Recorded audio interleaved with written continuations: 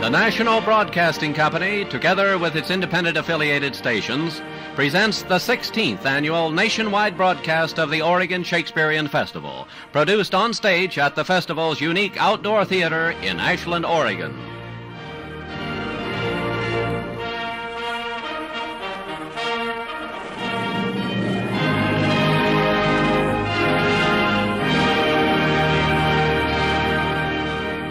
North America's oldest Shakespearean festival was established here in Ashland 31 years ago, in 1935, and annually offers a Shakespearean repertory season of at least 4 plays on its full-dimension Elizabethan-style stage. Currently listed in most calendars of international events, the Oregon Shakespearean Festival attracts audiences and performers from many parts of the world to its open-air stagehouse, located between the Cascades and the Siskiyous in southern Oregon. Before we hear a broadcast sample of the current season, which is now in nightly performance until September 11th, here to welcome you is the founder and producing director of the Oregon Shakespearean Festival, Angus L. Bowmer.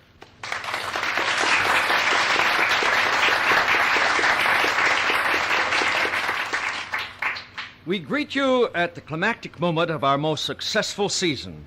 Since 1935, as the first of this hemisphere's Shakespearean festivals, we have continued to grow in attendance and in aspiration.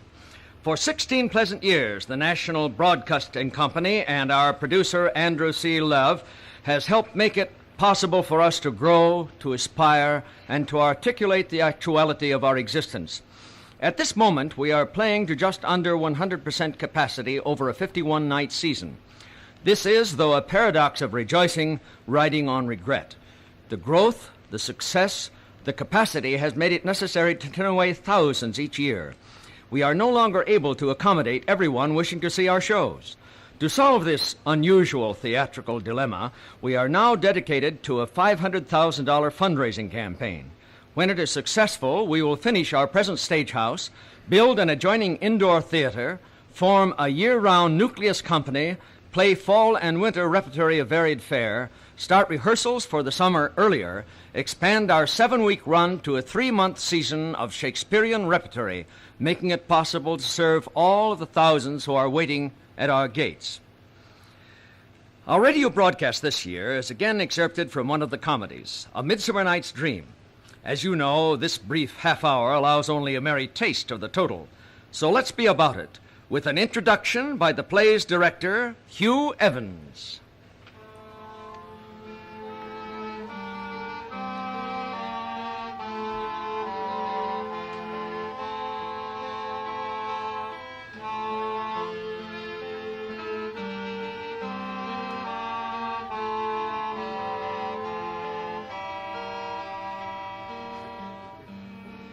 Call it a woodland fantasy. Call it a play of bewitching charm and haunting beauty. Call it the happiest of Shakespearean comedies, rich in memories of youth, the search for marvel, the yearning for melody and mystery, and the candlelit night when all things are well.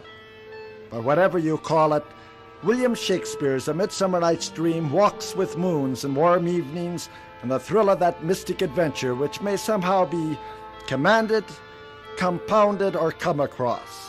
Shakespeare sets his idea that way with the initial conversation of Theseus, Duke of Athens, and his betrothed Hippolyta. Now, fair Hippolyta, our nuptial hour draws on apace. 4 happy days bring in another moon, but oh, methinks how slow this old moon wanes. She lingers my desires like to a stepdame or a dowager, long withering out a young man's revenue. 4 days will quickly steep themselves in night. 4 nights will quickly dream away the time. And then the moon, like to a silver bow new bent in heaven, shall behold the night of our solemnities. Go, Philostrate, stir up the Athenian youth to merriments. Awake the pert and nimble spirit of mirth. Turn melancholy forth to funerals, the pale companion is not for our pomp. The Athenian youths are stirred up.